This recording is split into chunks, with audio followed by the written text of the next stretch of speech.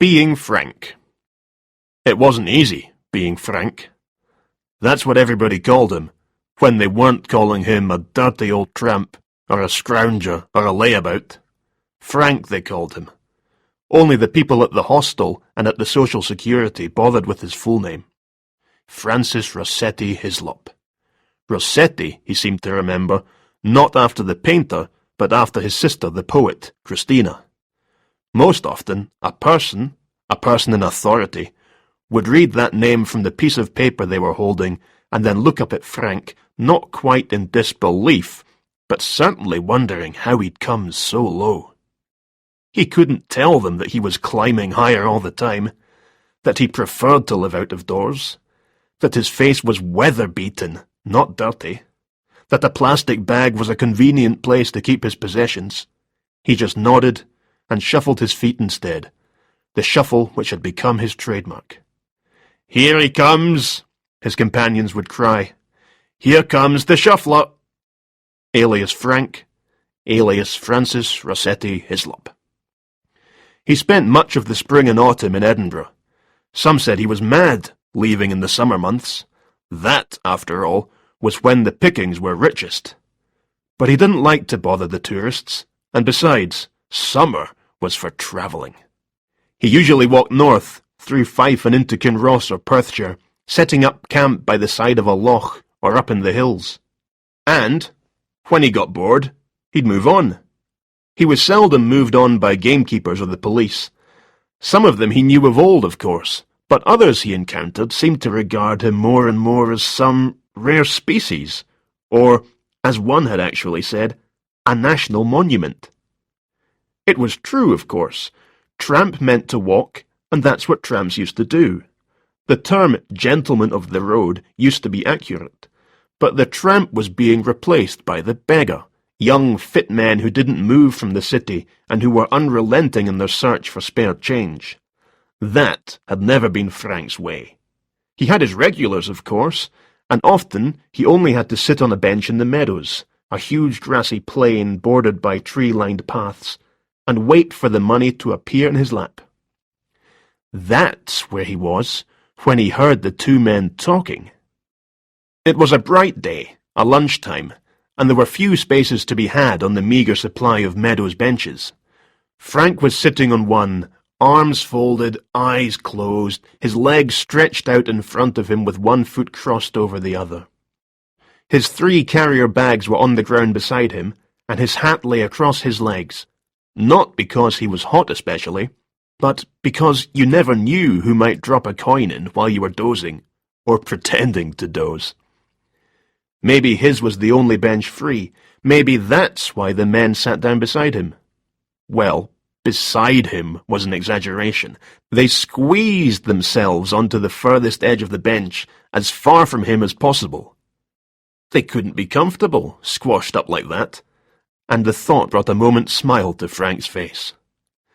But then they started to talk, not in a whisper, but with voices lowered. The wind, though, swept every word into Frank's right ear. He tried not to tense as he listened, but it was difficult. Tried not to move, but his nerves were jangling. "It's war," one said. "A council of war." War? He remembered reading in a newspaper recently about terrorists. Threats. A politician had said something about vigilance. Or was it vigilantes? A council of war. It sounded ominous. Maybe they were teasing him, trying to scare him from the bench so that they could have it for themselves. But he didn't think so. They were speaking in undertones they didn't think he could hear. Or maybe they simply knew that it didn't matter whether an old tramp heard them or not. Who would believe him? This was especially true in Frank's case. Frank believed that there was a worldwide conspiracy. He didn't know who was behind it, but he could see its tentacles stretching out across the globe. Everything was connected. That was the secret. Wars were connected by arms manufacturers, the same arms manufacturers who made the guns used in robberies, who made the guns used by crazy people in America when they went on the rampage in a shopping centre or hamburger restaurant. So already you had a connection between hamburgers and dictators.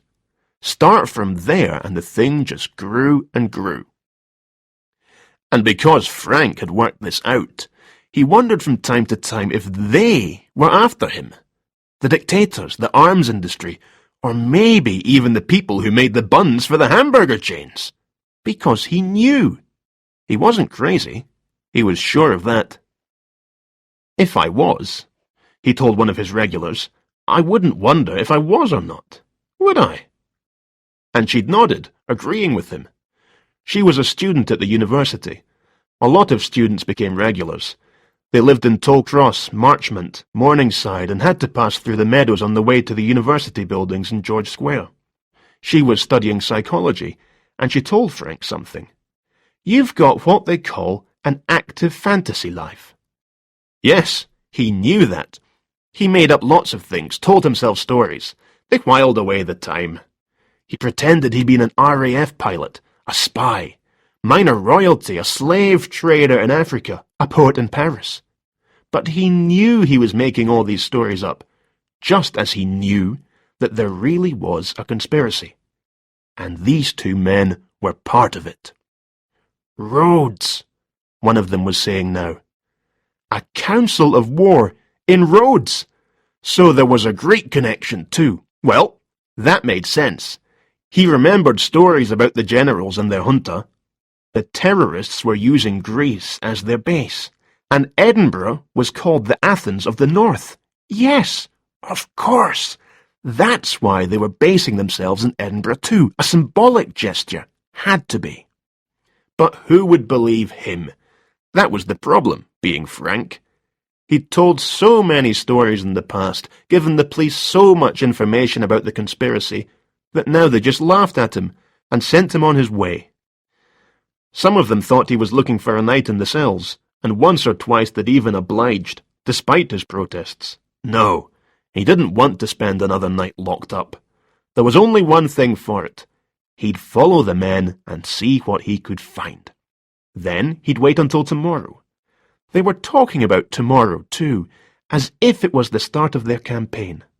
Well, tomorrow was Sunday, and, with a bit of luck, if Frank hung around the meadows, he'd bump into another of his regulars, one who might know exactly what to do.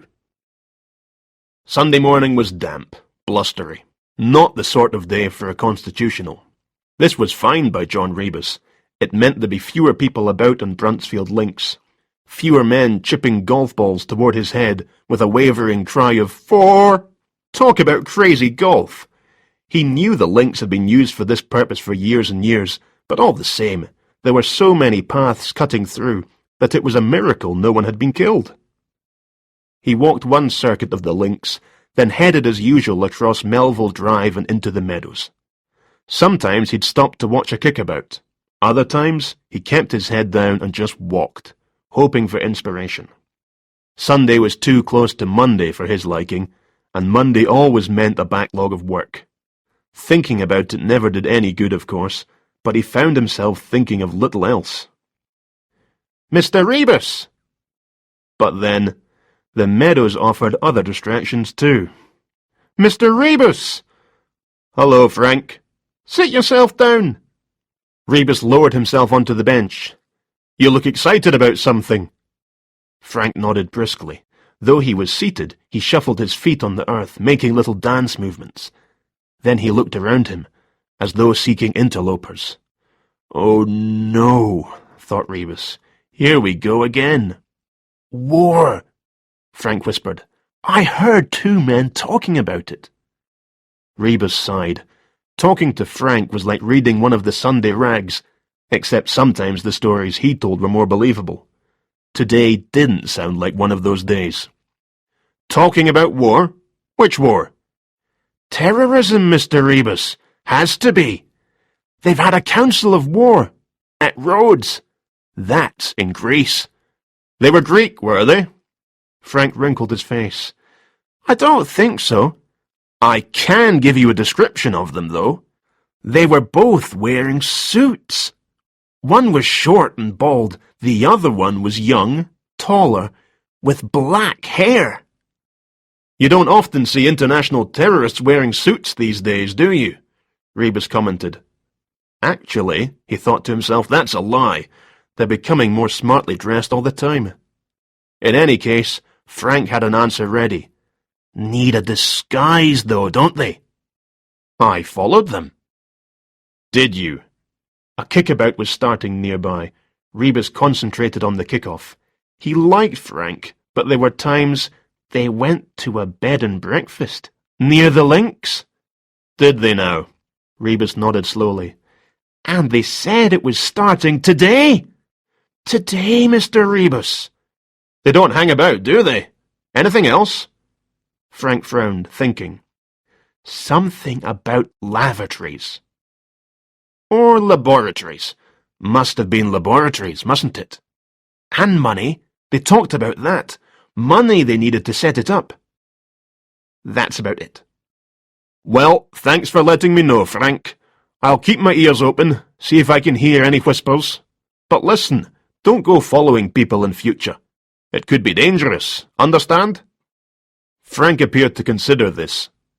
I see what you mean, he said at last. But I'm tougher than I look, Mr. Rebus. Rebus was standing now. Well, I'd better be getting along. He slipped his hands into his pockets.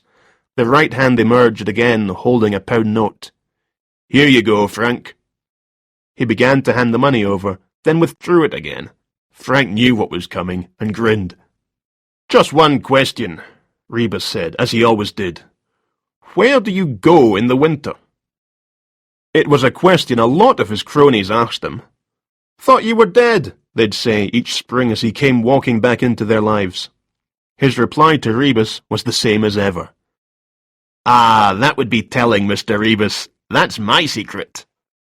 The money passed from one hand to the other, and Rebus sauntered off towards Jawbone Walk, kicking a stone in front of him. Jawbone, because of the whale's jawbone which made an arch at one end of the path. Frank knew that. Frank knew lots of things. But he knew, too, that Rebus hadn't believed him. Well, more fool him. For over a year now they'd played this little game. Where did Frank go in the winter? Frank wasn't sure himself why he didn't just say, I go to my sister's place in Dunbar. Maybe because it was the truth. Maybe because it was a secret. Rebus looked to him like a man with secrets too.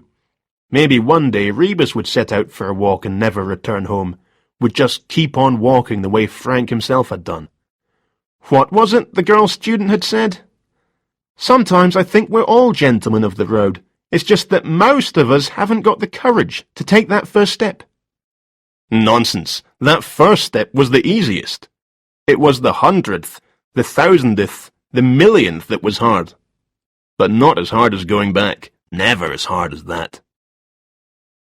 Rebus had counted the steps up to his second-floor flat many, many times. It always added up to the same number. So how come, with the passing years, there seemed to be more?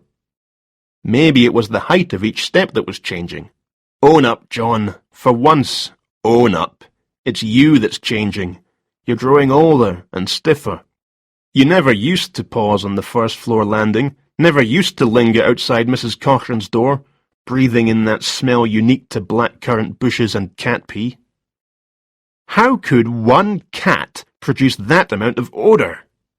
Rebus had seen it many a time, a fat, smug-looking creature with hard eyes. He'd caught it on his own landing, turning guiltily to look at him before sprinting for the next floor up. But it was inside Mrs. Cochrane's door just now. He could hear it mewling, clawing at the carpet, desperate to be outside. He wondered. Maybe Mrs. Cochrane was ill. He'd noticed that recently her brass nameplate had become tarnished. She wasn't bothering to polish it anymore. How old was she, anyway? She seemed to have come with the tenement, almost as if they'd constructed the thing around her. Mr. and Mrs. Costello on the top floor had been here nigh on 25 years, but they said she'd been here when they arrived. Same brass nameplate on her door, different cat, of course, and a husband, too. Well, he'd been dead by the time Rebus and his wife, now ex-wife, had moved here. What, was it 10 years ago now? Getting old, John. Getting old. He clamped his left hand onto the banister, and somehow managed the last flight of steps to his door. He started a crossword in one of the newspapers, put some jazz on the hi-fi, drank a pot of tea. Just another Sunday. Day of rest. But he kept catching glimpses of the week ahead. No good. He made another pot of tea, and this time added a dollop of J&B to the mixture in his mug. Better. And then, naturally, the doorbell rang. Jehovah's Witnesses! Well, Rebus had an answer ready for them. A friend in the know had said that Roman Catholics are taught how to counter the persuasive arguments of the JWs. Just tell them you're a Catholic, and they'll go away. I'm Catholic, he said. They didn't go away. There were two of them, dressed in dark suits. The younger one stood a little behind the older one. This didn't matter, since he was a good foot taller than his elder. He was holding a briefcase. The chief, however, held only a piece of paper. He was frowning, glancing towards this. He looked at Rebus, sizing him up, then back to the paper. He didn't appear to have heard what Rebus said. I'm Catholic, Rebus repeated, but hollowly. The man shook his head. Maybe they were foreign missionaries, come to convert the heathen. He consulted his scrap of paper again. I think this is the wrong address, he said. There isn't a Mr. Bakewell here. Bakewell? Rebus started to relax. A simple mistake. They weren't JWs. They weren't salesmen or cowboy builders or tinkers. Simply, they'd got the wrong flat. No, he said. No Mr. Bakewell here. And his tart's not here either. Oh, they laughed at that. Laughed louder than Rebus had expected. They were still laughing as they made their apologies and started back downstairs. Rebus watched them until they were out of sight. He'd stopped laughing almost before they'd begun. He checked that his keys were in his pocket, then slammed shut his door, but with himself still out on the landing. Their footsteps sent sibilant echoes up towards the skylight. What was it about them? If pressed, he couldn't have said. There was just something. The way the smaller, older man had seemed to weigh him up in a moment, then mentioned Bakewell. The way the younger man had laughed so heartily, as if it were such a release. A release of what? Tension, obviously. The footsteps had stopped, outside Mrs. Cochrane's door. Yes, that was the ting-ting-ting of her antiquated doorbell, the kind you pulled, tightening and releasing the spring on a bell inside the door which was now being pulled open. The older man spoke. Mrs. Cochrane? Well, they'd got that name right. But then, it was on her nameplate, wasn't it? Anyone could have guessed at it. Aye. Mrs. Cochrane, Rebus knew, was not unique in making this sound not only questioning, but like a whole sentence. Yes, I'm Mrs. Cochrane, and who might you be, and what do you want? Councillor Waugh. Councillor? No, there was no problem. Rebus had paid his poll tax, always put his bin bags out the night before, never earlier. They might be after Bakewell, but Rebus was in the clear. It's about the roadworks. Roadworks? Echoed Mrs. Cochrane. Roadworks? Thought Rebus. Yes, roadworks. Digging up the roads. You made a complaint about the roads. I've come to talk to you about it. Roadworks? Here, you mean? He was patient. Rebus had to grant him that. That's right, Mrs. Cochrane. The road outside. There was a bit more of this, then they all went indoors to talk over Mrs. Cochrane's grievances.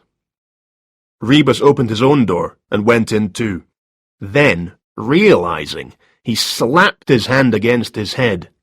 These were the two men shuffling Frank had been talking about. Of course they were, only Frank had misheard. Council of War was Councillor Waugh. Roads was roads. What else had Frank said? Something about money. Well, that might be the money for the repairs. That it was all planned to start on Sunday, and here they were, on Sunday, ready to talk to the residents about roadworks. What roadworks? The road outside was clear, and Rebus hadn't heard any gossip concerning work about to start. Something else Frank had heard them say, Lavatories or laboratories? Of course, his own cherished conspiracy theory had made him plump for laboratories, but what if he'd misheard again? Where did lavatories fit into the scheme? And if, as seemed certain, these were the two men, what was a local councillor doing staying at a bed and breakfast? Maybe he owned it, of course. Maybe it was run by his wife. Rebus was a couple of paces further down his hall when it hit him. He stopped dead. Slow, John, slow. Blame the whiskey, maybe. And Jesus, wasn't it so obvious when you thought of it? He went back to his door, opened it quietly, and slipped out onto the landing. There was no such thing as silent movement on an Edinburgh stairwell. The sound of shoe on stone, a sound like sandpaper at work, was magnified and distorted, bouncing off the walls upwards and downwards. Rebus slipped off his shoes and left them on his landing, then started downstairs. He listened outside Mrs. Cochrane's door. Muffled voices from the living room. The layout of her flat was the same as Rebus's own, a long hallway of which were half a dozen doors, the last of which, actually around a corner, led to the living room. He crouched down and pushed open the letterbox. The cat was just inside the door, and it swiped at him with its paw. He let the hinge fall back. Then he tried the door handle, which turned. The door opened. The cat swept past him and down the stairs. Rebus began to feel that the odds were going his way. The door was open just wide enough to allow him to squeeze inside. Open it an inch or two further, he knew, and it creaked with the almightiest groan. He tiptoed into the hallway. Councillor Waugh's voice boomed from the living room. "Bowel trouble! Terrible in a man so young!" Yes, he'd no doubt be explaining why his assistant was taking so long in the lavatory. That was the excuse they always made. Well, either that or a drink of water. Rebus passed the toilet. The door wasn't locked, and the tiny closet was empty. He pushed open the next door along, Mrs. Cochrane's bedroom. The young man was closing the wardrobe doors. "Well," said Rebus, "I hope you didn't think that was the toilet." The man jerked around. Rebus filled the doorway. There was no way past him. The only way to get out was to go through him. And that's what the man tried, charging at the doorway, head low. Rebus stood back a little, giving himself room and time, and brought his knee up hard, aiming for the bridge of the nose, but finding mouth instead. Well, it was an imprecise science, wasn't it? The man flew backwards like a discarded rag doll and fell onto the bed, flat out, to Rebus's satisfaction. They'd heard the noise, of course, and the councillor was already on his way, but he too would need to get past Rebus to reach the front door. He stopped short. Rebus nodded slowly. "Very wise," he said. "Your colleague's going to need some new teeth when he wakes up. I'm a police officer, by the way, and you, councillor, are under arrest." "Arresting the councillor?" This from Mrs. Cochrane, who had appeared in the hall. "He's no more a councillor than I am, Mrs. Cochrane. He's a con man. His partner's been raking through your bedroom." "What?" She went to look.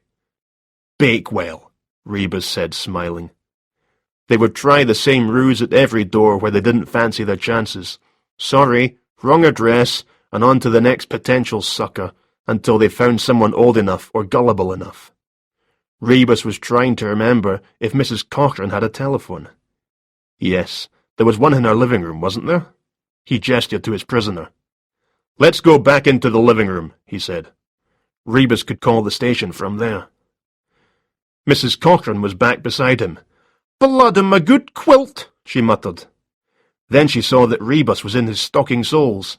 "You'll get chilblains, son," she said. "Mark my words. You should take better care of yourself, living on your own like that. You need somebody to look after you. Mark my words.